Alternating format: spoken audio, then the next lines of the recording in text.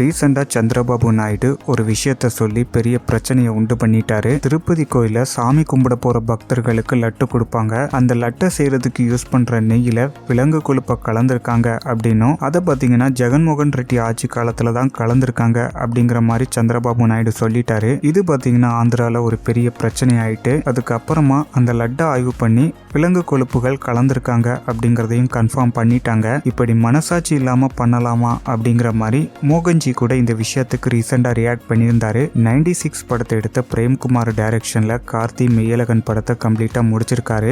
படத்தை வர September 27 release பண்ண போறாங்க. தெலுங்குல சத்ய சுந்தரம் அப்படிங்கிற டைட்டில்ல டப் பண்ணி ரிலீஸ் பண்றாங்க. சோ படத்தோட ப்ரொமோஷனுக்காண்டி கார்த்தி ஆந்திரா போயிருந்தாரு. சிறுத்தை படத்துல கார்த்தி கண்ணா லட்டு தின்ன ஆசையா அப்படிங்கிற மாதிரி ஒரு டைலாக பேசியிருப்பாரு. அந்த டைலாக மீம் டெம்ப்ளேட்டா எடுத்து ஷோவோட ஆங்கர் பாத்தீங்கன்னா உங்களுக்கு லட்டு வேணுமா அப்படிங்கிற மாதிரி கார்த்தி கிட்ட கேட்பாங்க. இப்போதைக்கு லட்டை பத்திலாம் பேசாண்டா, அது ஒரு சென்சிட்டிவான டாபிக் அப்படிங்கிற மாதிரி கார்த்தி சொல்லிட்டாரு. சோ இதுதான் பெரிய பிரச்சனையை கிளப்பி இருக்கு. இதுக்கு அப்புறமா தான் ஆந்திராவோட துணை முதல்வராக இருக்கிற பவன் கல்யாண் ரியாக்ட் பண்ணியிருக்காரு. ஒரு படத்தோட ப்ரொமோஷன் ஃபங்க்ஷன்ல லட்டை சென்சிட்டிவான டாபிக் அப்படின்னு சொல்லி கிண்டல் அடிச்சு பேசுறாங்க.